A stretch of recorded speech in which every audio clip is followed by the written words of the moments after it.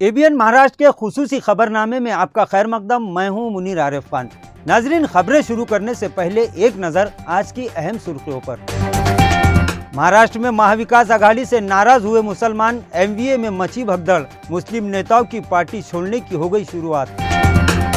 Parliament में असद अवैसी का हुकूमत पर तंज, कहा मुसलमानों से नफरत की वजह से मिली बीजेपी को कामयाबी। मॉब लिंचिंग और अक़लियतों पर मजालिम के खिलाफ इमरान मसूद की पार्लियामेंट में दहाड़, कहा कानून बनाने से नहीं, इस पर अमल करने से कुचला जा सकता है जालिमों का सर। हाथरस हादसे में हलाक 120 लोगों की मौत का जिम्मेदार बाबा फरार, बाबा के आश्रम पर कब चलेगा योगी का बुलडोजर, मुल्क के आवाम का बड़ा सवाल। असेंबली इलेक्शन को लेकर अजीत पवार का बड़ा बयान, 85 सीटों पर इलेक्शन लड़ने का किया ऐलान। महायुति के बारे में कोई बयान ना दे, अराकीन असेंबली को दे दी वार्निंग। औरंगाबाद नाम तब्दीली को लेकर शहर के नौजवान ने राहुल गांधी को लिखा खत, पार्लियामेंट में इस मामले को उठाने का किया मुतालबा। लाडली बहन स्कीम को लेकर वजीर आला एकनाथ शिंदे की अफसरान और मुलाजिमीन को सख्त वार्निंग, किसी से भी पैसे मांगने पर जाना पड़ेगा जेल। लाडली बहन स्कीम से मुताल्लिक सस्ती शोहरत हासिल करने के लिए मनसे नेता का मुसलमानों को लेकर घटिया बयान, अवाम ने कहा मनसे के नेता है नफरत के सौदागर। खबरें तफसील से। नाजरीन, लोकसभा इलेक्शन के बाद एमएलसी इंतखाबात में भी मुसलमानों को सिरे से नज़रअंदाज करने वाली महाविकास आघाड़ी को पूरे महाराष्ट्र में मुसलमानों की नाराजगी का सामना करना पड़ रहा है। औरंगाबाद शहर, मराठवाड़ा के साथ साथ पूरे महाराष्ट्र में महाविकास आघाड़ी की इस नाइंसाफी के खिलाफ कई मुस्लिम नेताओं ने कांग्रेस को खुदा हाफिज कहने की शुरुआत कर दी है। मुसलमानों की नाराजगी में दिन ब दिन इजाफे को देखकर महाविकास आघाड़ी में इस वक्त भगदड़ मची है। अब देखना यह है कि असेंबली इलेक्शन से पहले मुसलमानों का दम भरने वाली ये सियासी पार्टियां मुसलमानों को लेकर आखिर क्या फैसला करती है। नाज़रीन, लोकसभा नतीजों के बाद से ही मुल्क की कई रियासतों में मुसलमानों के कत्ल आम का सिलसिला दोबारा जोर पकड़ चुका है। अब तक 7 बेकसूर मुस्लिम नौजवानों को हुजूम ने सरेआम कत्ल कर दिया, जिस पर पार्लियामेंट में गुज़िश्ता दिन असद अवैसी ने बीजेपी को खूब आड़े हाथों लिया। असद अवैसी ने कहा कि मुसलमानों पर इस वक्त जुल्म की इंतहा हो रही है और हुकूमत खामोश तमाशा देख रही है। उन्होंने कहा कि मुसलमानों से नफरत की वजह से ही मोदी तीसरी बार वजीर आजम बनने में कामयाब हुए हैं।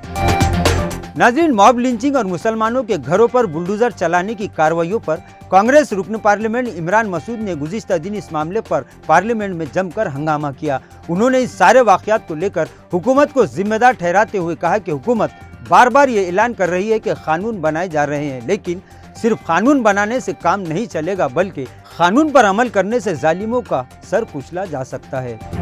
नाज़रीन, गुज़िश्ता दिनों हाथरस में सत्संग प्रोग्राम में मची भगदड़ और फिर इसमें हलाक होने वाले मासूमों की वजह से अवाम में सख्त नाराजगी पाई जा रही है, क्योंकि इस हादसे का असल मुलजिम यानी असल जिम्मेदार बाबा फरार हो चुका है। उत्तर प्रदेश के अलावा पूरे मुल्क के अवाम अब हुकूमत से ये सवाल कर रहे हैं कि मामूली बातों पर बेगुनाहों के घरों पर बुलडोजर चलाने वाले योगी बाबा ये जवाब दे के आखिर बाबा के आश्रम पर बुलडोजर कब चलेगा।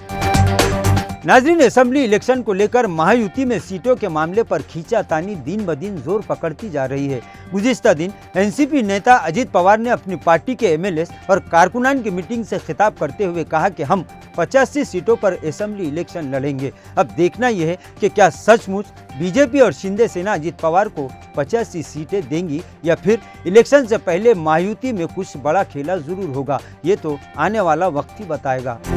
नाज़रीन, औरंगाबाद नाम तब्दीली मामले को लेकर गुज़िश्ता दिन औरंगाबाद शहर के एक मारूफ समाजी खिदमतगार पार्लियामेंट में अपोजिशन लीडर राहुल गांधी को खुला खत रवाना किया है। उन्होंने खत में लिखा है कि हुकूमत ने गैर कानूनी तरीके से इस तारीखी शहर का नाम तब्दील कर दिया, जिसे अभी तक मरकजी हुकूमत की मंजूरी नहीं मिली है।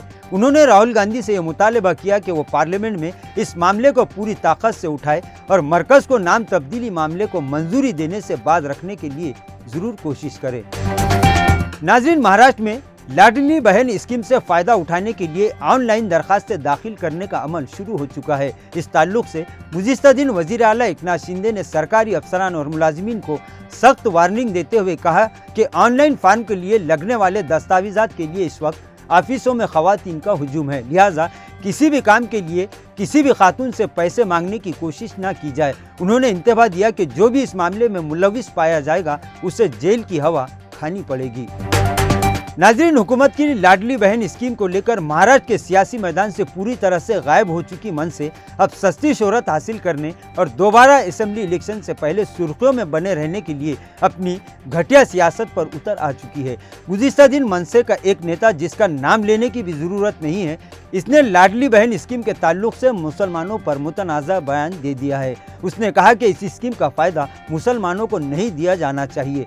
नाज़रीन, मनसे नेता के इस बयान से सिर्फ मुसलमानों में ही नहीं बल्कि सेकुलर और अमन पसंद बिरादरान वतन भी काफ़ी नाराज दिखाई दे रहे हैं और आवाम का ये कहना है कि इस पार्टी की अब महाराष्ट्र में कोई सियासी पोजीशन नहीं रही, लिहाजा इसीलिए इस तरह के घटिया बयान देकर पार्टी दोबारा सुर्खियों में बने रहना चाह रही है। लिहाजा ऐसे बयान पर ध्यान देने की कोई ज़रूरत नहीं है। नाज़रीन, आज के लिए बस इतना ही। कल फिर मुलाकात होगी कुछ नई खबरों के साथ। तब तक के लिए मैं मुनीर आरिफ खान आपसे इजाज़त चाहता हूँ। अल्लाह हाफिज़।